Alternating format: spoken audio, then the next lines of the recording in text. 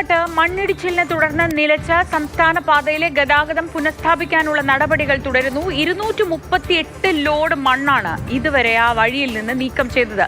മണ്ണിടിച്ചിൽ നടന്നതിനാൽ സ്ഥലത്ത് നിർമ്മാണ പ്രവർത്തികൾ നടത്താൻ അനുയോജ്യമല്ലെന്ന് മുനിസിപ്പൽ എഞ്ചിനീയറിംഗ് വിഭാഗം അറിയിച്ചു.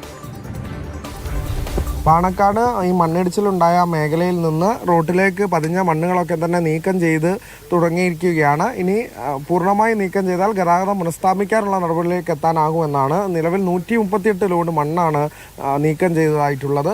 അപ്പോൾ അത്തരത്തിൽ ഈ പുഴയിലേക്ക് പതിച്ച ആ മേഖലയുണ്ട്. പൂർണ്ണമായും ഗതാഗതം നിലച്ച സ്ഥിതിയാണ് 2 ദിവസമായിട്ടുള്ളത്. അപ്പോൾ ഈ പ്രവൃത്തികൾക്കനുസരിച്ച് എന്തായാലും പഴയപടിയാകാം എന്നുള്ള കണക്കൂട്ടൽ തന്നെയാണ്. ഇന്നലെയാണ് രാവിലെ മുതലാണ് ഈ പ്രവൃത്തികൾ ആരംഭിച്ചത്. ഇപ്പോൾ ഇത് പുരോഗമിക്കുമ്പോൾ എങ്ങനെയുണ്ട് പ്രവൃത്തി?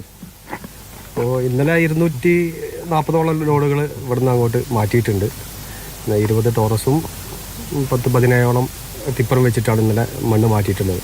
ഇന്നും ആ പ്രവൃത്തി തുടർന്നുകൊണ്ടിരിക്കുകയാണ്. നമ്മൾ ഈ സമയം സ്കൂൾ ടൈമും ബാക്കി നമ്മുടെ ഈ ജീവനക്കാർക്ക് ഇറ്റാച്ചിയിലൊക്കെ ഉള്ള ആളുകൾക്കൊന്ന് ഫ്രഷപ്പ് ആവാനുള്ളൊരു സമയം കൂടെയാണ്.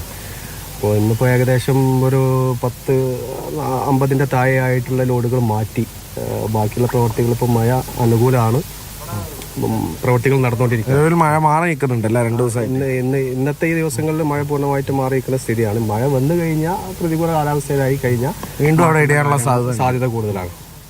എന്നാലും കാലാവസ്ഥ തന്നെയാണ് ഏറ്റവും പ്രധാനം. മഴ മാറി നിൽക്കുന്നതുകൊണ്ട് തന്നെയാണ് ഗതാഗതം പുനഃസ്ഥാപിക്കാനുള്ള നടപടികൾ ഊർജ്ജത്തിലാക്കാൻ സാധിക്കുന്നത് എന്നുള്ളതാണ് ഇത്തരത്തിൽ പ്രവർത്തകരും സംഘാംഗങ്ങളും ഒക്കെ തന്നെ പറയുന്നത്. പ്രധാനമായ ദൃശ്യങ്ങളിലെ ഒന്നും കൂടെ പോയാൽ അത് ആ മുകൾ ഭാഗത്ത് നിന്നായിരുന്നു അന്ന് മണ്ണിടിഞ്ഞ് വന്നത്. നേരെ ഈ റോഡിലേക്ക് പതിച്ച് ഈ പുഴയിലേക്ക് ഒലിച്ചു പോവുകയായിരുന്നു. അതിനിടെയാണ് ഇത്തരത്തിൽ പോലീസും മാധ്യമപ്രവർത്തകരും നാട്ടുകാരെല്ലാം കൂടി ഇന്ന് ഈ ഒരു മേഖലയിലേക്കാണ് പ്രധാനമായും ഈ റോഡിലേക്ക് മണ്ണിടിയുന്നത്. അന്ന് ചെതറിയോടിയ ആ ദൃശ്യങ്ങളൊക്കെ അത് ഈ മേഖലയിലായിരുന്നു എന്നുള്ളത് തന്നെയാണ്. എന്തായാലും ഇവിടെ ഗതാഗതം പുനഃസ്ഥാപിക്കാനുള്ള നടപടികൾ ഒരു ഭാഗത്ത് പുരോഗമിക്കുന്നു. അതിനപ്പുറത്തേക്ക് ഇതുമായി ബന്ധപ്പെട്ട റിപ്പോർട്ടുകൾ ആ ചർച്ചകളും ഒരു ഭാഗത്ത് നടക്കുന്നുമുണ്ട്.